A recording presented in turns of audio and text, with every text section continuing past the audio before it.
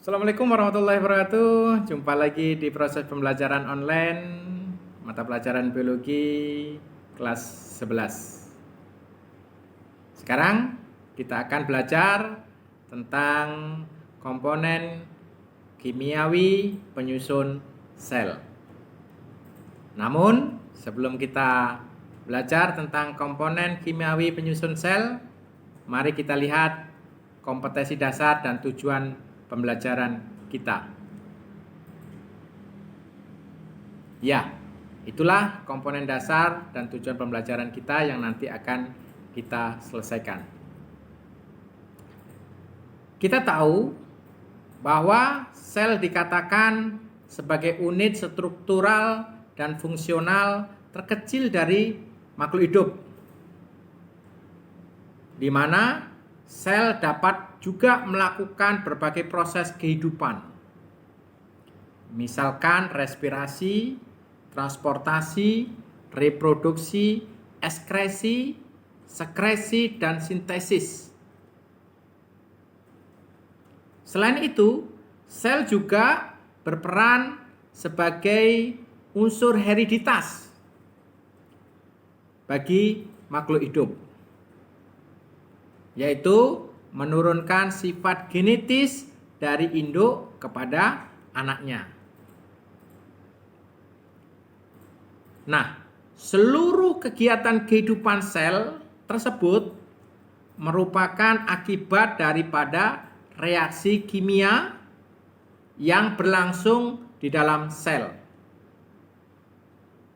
Senyawa kimia penyusun sel tersebut disebut dengan protoplasma. Komponen kimia protoplasma ini merupakan komponen yang sangat kompleks di dalam sel.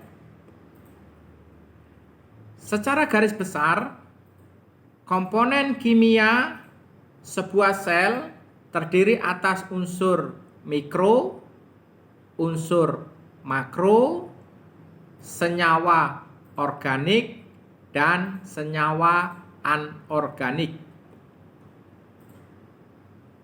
Nah, apakah kalian sudah tahu unsur-unsur tersebut? Baik, kita belajar bareng-bareng ya. Unsur makro. Unsur makro merupakan unsur terbesar yang menyusun sebuah sel. Unsur makro terdiri atas 5 unsur utama, yaitu yang pertama ada oksigen, yang kedua ada karbon, yang ketiga ada hidrogen, yang keempat ada nitrogen, dan yang kelima ada kalium. Tentunya komponen-komponen makro tersebut mempunyai presentasi yang berbeda-beda di dalam sebuah sel. Selain itu, juga terdapat sulfur, fosfor, kalium, magnesium, dan natrium. Dari berbagai unsur tersebut, karbon, nitrogen, dan oksigen merupakan unsur paling utama serta dapat bersenyawa untuk membentuk molekul karbohidrat, lemak, asam nukleat, dan protein, di mana unsur-unsur ini merupakan unsur-unsur sumber energi terbesar bagi makhluk hidup. Unsur mikro. Unsur mikro merupakan unsur yang dapat atau yang terdapat dalam jumlah sangat sedikit.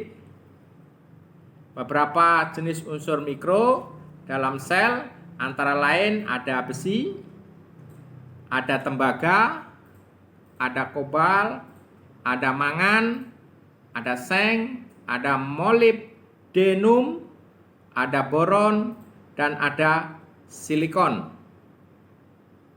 Itu unsur-unsur mikro yang ada di dalam sel. Selanjutnya ada senyawa organik. Senyawa organik terdiri atas mikromolekul dan makromolekul. Mikromolekul terdiri atas asam amino, nukleotida, asam lemak, dan glukosa. Makromolekul terdiri atas karbohidrat, protein, lemak, dan asam nukleat. Kemudian komponen selanjutnya ya, di dalam senyawa organik ada istilah karbohidrat.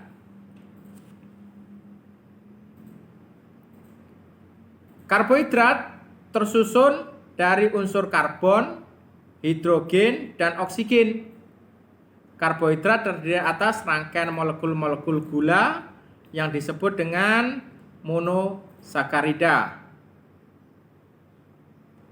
Berdasarkan gugus gula penyusunnya, karbohidrat terdiri atas 3 bagian. Yang pertama adalah monosakarida, disakarida, dan polisakarida.